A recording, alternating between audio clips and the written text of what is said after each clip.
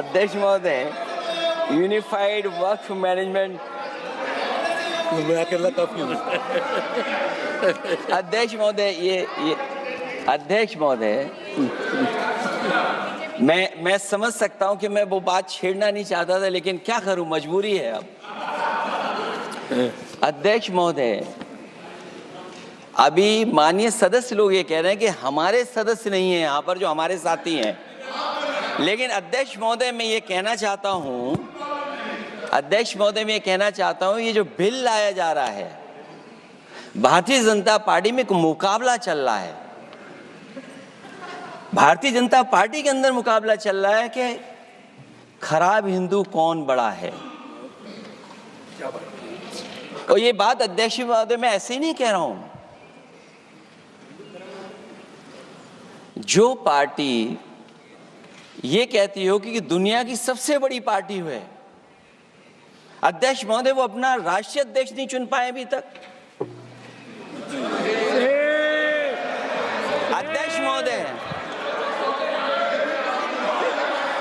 अध्यक्ष महोदय, भारतीय जनता पार्टी क्या है?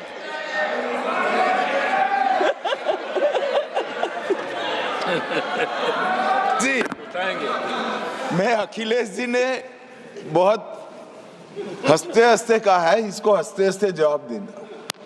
ये सामने जितनी पार्टियां हैं उनका राष्ट्रीय अध्यक्ष उन 5 लोगों को ही चुनना है परिवार के।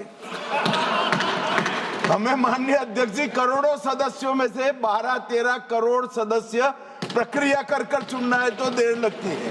आपके यहाँ जरा भी देर नहीं लगेगी।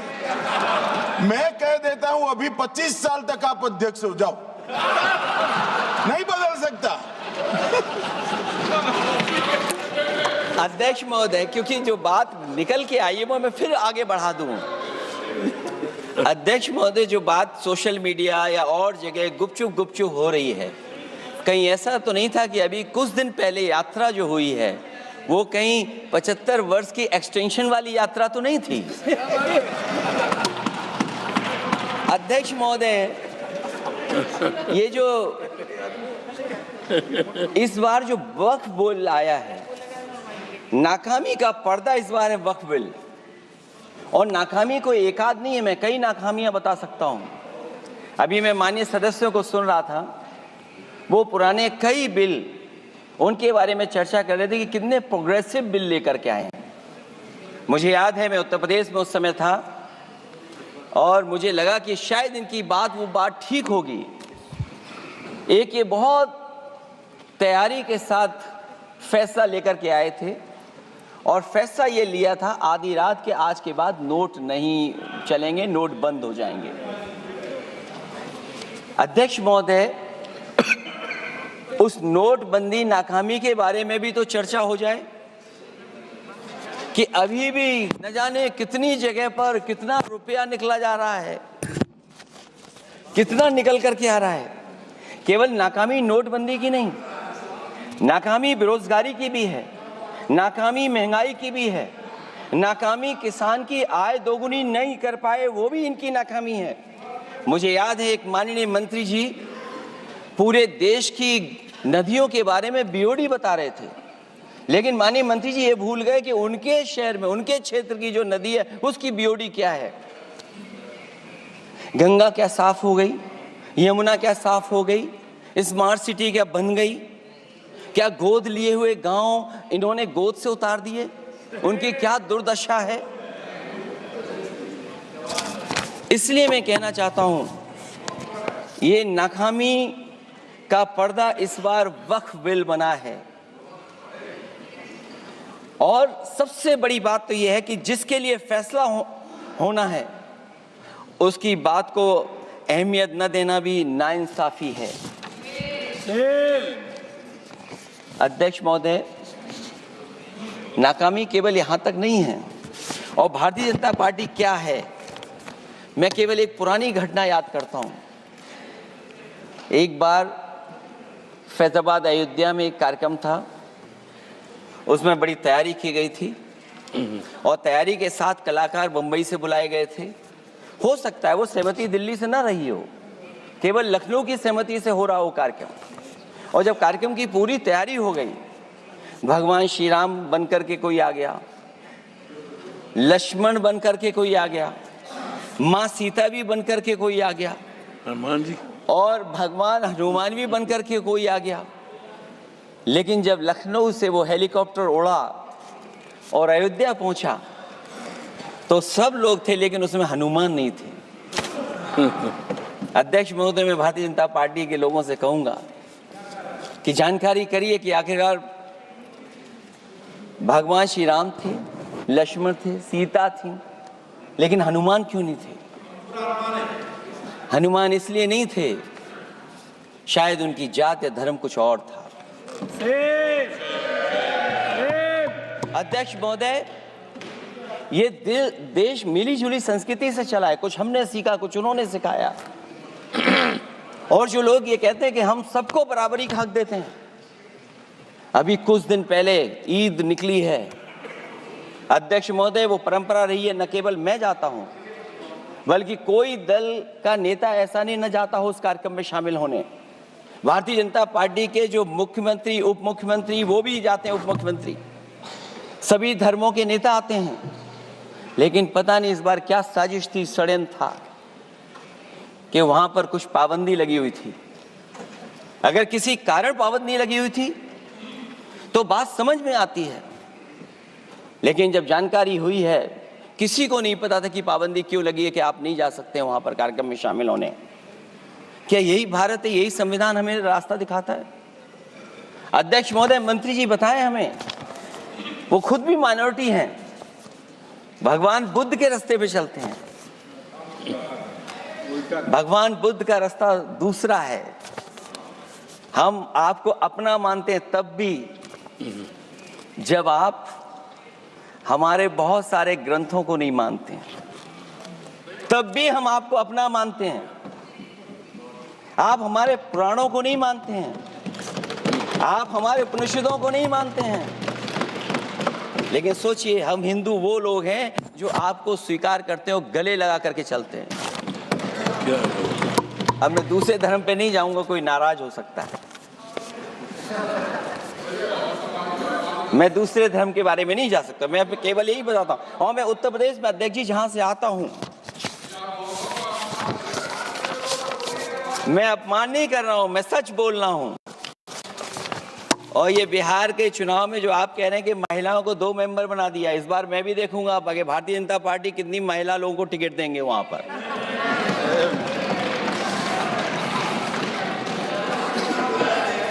अध्यक्ष महोदय, भाजपा जब भी कोई नया बिल लाती है तो वो अपनी नाकामी छुपाती है। भाजपा वाले मुसलमान भाइयों की वक्फ की जमीन चिन्हित करने की बात कर रहे हैं, जिससे महाकुंभ में जो हिंदू मारे गए हैं या खो गए हैं उनको चिन्हित करने की बात पर पर्दा पड़ जाए। अध्यक्ष महोदय, मुझे खुशी इस बात की कि हमारा धर्म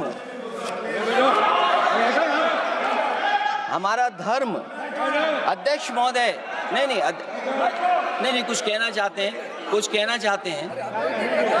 नहीं प्लीज, उनको अलाउ नहीं किया। अध्यक्ष महोदय, कुंभ में आस्था सबकी है, कोई ऐसा नहीं जिसकी आस्था ना हो। और कुंभ कोई पहली बार नहीं हो रहा था। ये भारतीय जनता पार्टी के लोगों ने ऐसा प्रचार किया कि 144 वर्षों के बाद पहली बार महाकुंभ होने जा रहा है, और लोग निकल पड़े। सरकार ने कहा कि हमारी तैयारी 100 करोड़ की है, लेकिन तैयारी 100 करोड़ की भी नहीं थी। जिस तरह लोगों की जान गई है वहां पर, सरकार ने खुद स्वीकार किया अध्यक्ष महोदय के 30 लोगों की जान गई है। आज अध्यक्ष महोदय, मैं कहना चाहता हूं कि डिजिटलाइजेशन कर रहे हैं आप कहते टेक्नोलॉजी का हम इस्तेमाल करेंगे, जमीनों को हम मैपिंग कर करके डेटा एंड रिकॉर्ड ठीक करेंगे। अध्यक्ष महोदय, ये बताएं कि वो 30 लोग कौन थे, उनके नाम क्या थे जिनकी जान चली गई, न केवल जान जाने वालों की, बल्कि अध्यक्ष महोदय ये सरकार बताए कि जो लगभग 1000 हिंदू खो गए हैं, जो अभी तक नहीं मिले। जो अभी तक नहीं खोज पाए हैं वो 1000 हिंदू की सूची कहां है। और फिर धर्म कारोबार की बात है जो ये लोग गोली। अध्यक्ष महोदय, मैं कार सेवक वाली बात इसलिए नहीं छेड़ना चाहता हूं। अध्यक्ष महोदय, ये शायद माननीय सदस्य जानते नहीं कुछ सच्चाई नहीं जानते। अध्यक्ष महोदय, ये संविधान की वजह से, संविधान को बचाने के लिए, हिंदू एकता को बचाने के लिए कुछ फैसले लिए गए, लेकिन एफआईआर हम लोगों पे नहीं लिखी गई थी।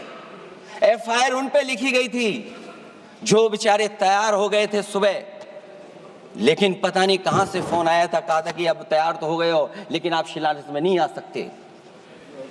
बहुत सही। इसलिए बात को इधर से उधर नहीं में ले जाना चाहता। अखिलेश जी जरा वक्त पे भी आ जाओ। अच्छा, वक्त पे आ रहा हूं। नहीं, वक्त पे अध्यक्ष इसलिए आ रहा हूं क्योंकि वक्त समझने के लिए भारतीय जनता पार्टी की सोच क्या है। और ये अध्यक्ष महोदय जब ये कह रहे हैं कि इससे कारोबार होगा, अध्यक्ष महोदय, धर्म की चीजों से कारोबार नहीं हो सकता। हमारे उत्तर प्रदेश के मुख्यमंत्री जी ने भी कहा कि कारोबार होगा। वो 30 की गिनती में उलझे हुए हैं, जैसे 30 मार खाए वो। कंफ्यूजन। उनसे पूछा कि जान कितनी गई, वो 30। उनसे पूछा कि कारोबार कितने का होगा, 30 गुणा 10,000 करोड़। सोचिए, कुंभ हमारा क्या कारोबार की जगह है? और फिर उसका कौन नापेगा, कैसे नालाएगा? और फिर हमारे माननीय मंत्री जी कह रहे हैं कि जमीन, चाहे वो रेलवे की हो, चाहे वो डिफेंस की हो, वो भारत की जमीन है। मैं भी स्वीकार करता हूं कि रेलवे की जमीन भी भारत की है, डिफेंस की भी जमीन भारत की है। क्या डिफेंस की जमीन नहीं बेची जा रही मंत्री जी? अध्यक्ष महोदय, क्या रेलवे की जमीनें नहीं बेची जा रही हैं? अध्यक्ष महोदय, केवल यहां तक नहीं, कितना हस्तक्षेप होता है। वक्फ भी भारत के, इसीलिए तो कहीं ना कहीं वक्फ की जमीन से, अध्यक्ष महोदय, माननीय मंत्री जी बताएं, और मुझे उम्मीद है कि जब जवाब देंगे तो बताएंगे कि वक्फ की जमीन से बड़ा मुद्दा वो जमीन है जिस पर चीन ने अपने गांव बसा लिए हैं, लेकिन कोई बाहरी खतरे पर सवाल बवाल न करे, इसलिए ये बिल लाया जा रहा है। और माननीय मंत्री जहां से आते हैं, जिस प्रदेश से आते हैं, कम से कम ये तो बताएंगे कि वहां कितने चीन ने गांव बसा लिए, घर बन गए हैं। अध्यक्ष महोदय, आपके माध्यम से सरकार गारंटी दे कि वक्फ की जमीन कभी भी किसी भी पैतरेबाजी से किसी और मकसद के लिए किसी और को नहीं दी जाएगी। वक्फ की वर्तमान व्यवस्था में चाहे 5 साल के धर्म पालन की पाबंदी की बात हो, या कलेक्टर से सर्वेक्षण के हस्तक्षेप की बात हो, या वक्फ परिषद या बोर्ड में बाहरियों को शामिल करने की बात हो, इन सब का उद्देश्य मुस्लिम भाइयों के सार्वजनिक अधिकार को छीनकर उनके महत्व और नियंत्रण को कम करना है। ट्रिब्यूनल के निर्णय को अंतिम न मानकर उच्च न्यायालय में लेकर जाने की अनुमति देना दरअसल जमीनी विवाद को लंबी न्यायिक प्रक्रिया में फंसाकर वक्फ भूमि पर कब्जों को बनाए रखने का रास्ता खोलेगा। सबसे बड़ी बात यह कि वक्फ बिल के पीछे की न तो नीति सही है, न नियत। ये देश के करोड़ों लोगों से उनके घर दुकान छीनने की भी साजिश है। भाजपा एक अलोकतांत्रिक पार्टी है, वो असहमति को अपनी शक्ति मानती है। जब देश के अधिकांश राजनीतिक दल वक्फ बिल के खिलाफ हैं, तो उसे लाने की जरूरत क्या है जो जिद क्यों कर रहे हैं सरकार? वक्फ बिल का लाना भाजपा की सियासी हट है। वक्फ बिल भाजपा की सांप्रदायिक राजनीति का नया रूप है। वो तो आपको काटेगा, और इसलिए काटेगा कि अध्यक्ष महोदय बाहर ये लिखते हैं सत्यमेव जयते। बाहर हैं लिखते सत्यमेव जयते, भाजपाई अंदर असत्य बात कहते। भाजपा वक्फ बिल लाकर अपने उन समर्थकों का तुष्टीकरण करना चाहती है जो भाजपा की आर्थिक नीति, महंगाई, बेरोजगारी, बेकारी और चौपट अर्थव्यवस्था से उसे छटक गए हैं। क्योंकि अध्यक्ष महोदय, जब से वोट में गिरावट आई है और खासकर उत्तर प्रदेश में भी, तब से भारतीय जनता पार्टी की कोशिश है कि अपना वोट कैसे संभाला जाए। ये वोट को संभालने के लिए बिल लाया गया है। भाजपा का लक्ष्य वक्फ की जमीनों पर है। इन जमीनों का नियंत्रण अपने हाथ में लेकर इन जमीनों को पिछले दरवाजे से अपने लोगों के हाथों में दे देना चाहती है।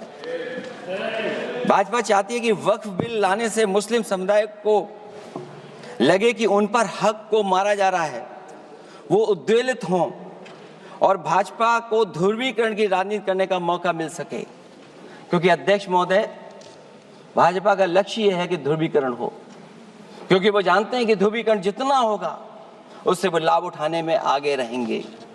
तो ये वक्फ बिल जो लाया जा रहा है वो अपनी वोट बैंक को संभालने के लिए और समाज को बांट करके ध्रुवीकरण करके राजनीतिक लाभ लेने के लिए लाया जा रहा है। और अगर इसके लिए नहीं लाया होता तो पहले से जो जितने फैसले लिए सरकार ने, क्या उससे देश और प्रदेश में कोई बड़ा बदलाव आ गया है? अगर स्मार्ट सिटी का बात करें तो कितनी स्मार्ट सिटी बन गई है आपकी? आपके नोटबंदी की वजह से न जाने कितना रुपया कहां निकल रहा है। और डर तो ये लगता है कहीं भाजपा वाले दूसरों के पैसा रख करके न पकड़वा दें। वक्फ बिल के आने से पूरी दुनिया में एक गलत संदेश भी जाएगा। इससे देश की सेकुलर इमेज को बहुत धक्का लगेगा। वक्फ बिल भाजपा की नफरत की राजनीति का एक और अध्याय है। मैं अंत में कहना चाहता हूं कि अभी तो आपने साथी संभाल लिए हैं, एक साथी तो मुझे दिखाई नहीं दे रहा है। और हमारे जिनका हमने सम्मान किया, हमें कहां ले गए आप? और हमें यहाँ छोड़ गए आप, हमें छोड़ गए। हमें देखिए सभापति महोदय देखिए राजनीति क्या है। हमने आपका हाथ पकड़ा और हम यहाँ आ गए और आप हमारा हाथ छुड़ा करके वहां चले गए। इसलिए देखिएगा कब हमारा इनका हाथ मिल जाए। और मैं अध्यक्ष सभापति महोदय ये कहना चाहता हूं कि वक्फ बिल भाजपा के लिए वाटरलू साबित होगा, क्योंकि ऊपर से तो हाँ हाँ कह रहे हैं, लेकिन अंदर ही अंदर बहुत सारे साथी सहमत नहीं हैं। मैं अंत में इतना ही कहना चाहता हूं कि ये वक्फ बिल जो लेकर के आए हैं, कोई उम्मीद लेकर के नहीं आ रहा है। ये सोची समझी रणनीति का हिस्सा है, क्योंकि इनका जो वोट बिखर गया है, ये मुस्लिम में भी बंटवारा चाहते हैं। मुस्लिम इस्लाम धर्म में कहीं बंटवारा नजर नहीं आता है, लेकिन इनकी कोशिश है कि इस बिल के माध्यम से हम मुस्लिम भाईचारा में भी बंटवारा करते हैं। बंटवारा तो पीडीए करेगा। अभी देखिएगा सभापति महोदया, हमारे एक सदस्य कह रहे थे कि चुनाव बहुत अच्छा होता है। इनसे बेहतर किसने चुनाव देखा होगा? चलिए धन्यवाद। वोट ही नहीं डालने दिया। चलिए सभापति महोदया, मैं धन्यवाद देता हूं। मैं और अपने दल और साथियों के साथ कहता हूं कि समाजवादी पार्टी बिल का विरोध करती है। वोट पड़ेगा तो हम इसके खिलाफ वोट डालने जा रहे हैं।